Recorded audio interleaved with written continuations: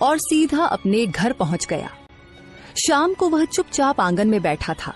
तभी मुखिया और बलिया उसके घर आ पहुंचे। अब क्यों आए हो? तुम दोनों ने तो मेरे खिलाफ महाराज के सामने झूठी गवाही दे दी। अब क्या चाहिए? मुझे क्षमा कर दो मोहनलाल, जमींदार ने हमें डरा धमका दिया था, हम मजबूर थे। मुझे भी माफ कर दो मोहनलाल, मेरी बेटी का विवाह कुछ ही दिनों में है। जमींदार ने धमकी दी थी कि अगर मैंने उसके पक्ष में गवाही नहीं दी तो वह विवाह रुकवा देगा। मैं मजबूर था। हाँ, यही तो है, ताकतवर की दबंगई और गरीब की लाचारी। मुझे तुम दोनों से कोई शिकायत नहीं है। दोष न मेरा है न तुम्हारा। दोष तो उस समाज का है जहां गरीब की कोई सुनवाई ही नहीं होती। मुखिया और बलिया शर्मिंदा होकर चुपचाप वहां से चले गए। समय ऐसे ही गुजरता चला गया और मोहनलाल की स्थिति और भी खराब होती चली गई।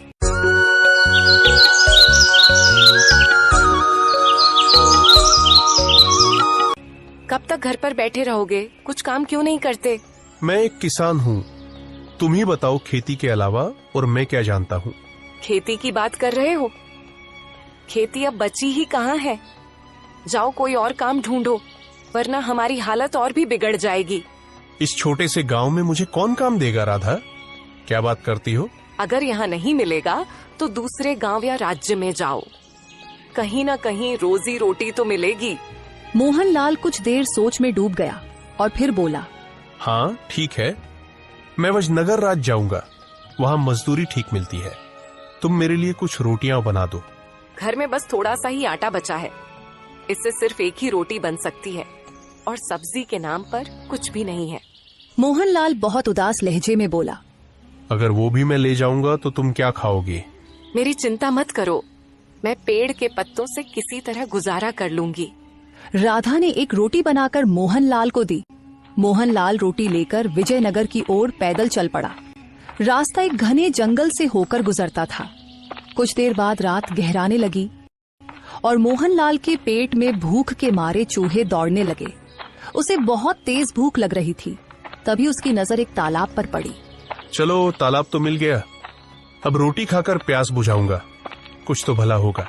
वह तालाब के पास गया, रोटी निकाली और उसे देखते हुए बोला, ये तो बस एक ही है, अगर मैं खा लूंगा तो मेरी भूख फिर भी नहीं मिटेगी। तभी तालाब के पानी में हलचल होने लगी। दरअसल इस तालाब में एक राक्षस का वास था। यह कौन खतरनाक जादूगर है जो मेरे ही तालाब के पास इतनी नरमी से कह रहा है कि खाने से क्या भला होगा?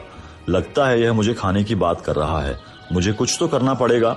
तभी राक्षस तालाब से बाहर निकल आया। मुझे मत मारो, मैं इस तालाब में अकेला रहता हूँ, मैं दूसरों को खाता हूँ, तुम मुझे मत खाना, मुझे माफ कर दो। मोहनलाल पूरा मंजर समझ गया। उसने मन में सोचा, मैं तो रोटी की बात कर रहा था, ये सोच रहा है कि मैं उसे खाने वाला हूँ। चलो, यही भ्रम काम आएगा। ठीक है, मैं तुम्हें एक ही शर्त पर नहीं खाऊंगा, अगर तुम मुझे कोई ऐसी वस्तु दो जिससे मैं धनवान हो जाऊं, समझे? राक्षस तुरंत अपना हाथ टेढ़ी मेढ़ी दिशाओं में घुमाने लगा। अचानक रंग बिरंगी किरणों के साथ एक सुंदर और विचित्र पक्षी मोहनलाल के सामने प्रकट हो गया। इसे ले जाओ, तुम धनवान हो जाओगे। क्या बकवास कर रहे हो? इस छोटे से पक्षी से मैं कैसे धनवान बनूंगा? यह कोई साधारण पक्षी नहीं है, यह बोलने वाला पक्षी है। यह भविष्य की बातें भी बताता है और जब तुम इससे धन की इच्छा व्यक्त करोगे तो इसकी आंखों से किरणें निकलेंगी और सोने चांदी के खजाने प्रकट होंगे, समझे? अच्छा, अगर ऐसा है तो यह पक्षी अब मेरा हुआ और तुम अपने तालाब में अब सुरक्षित रह सकते हो, ठीक है? मोहनलाल खुशी खुशी वहां से अपने गांव की ओर चल पड़ा। वह रास्ते भर मन ही मन सोचता रहा।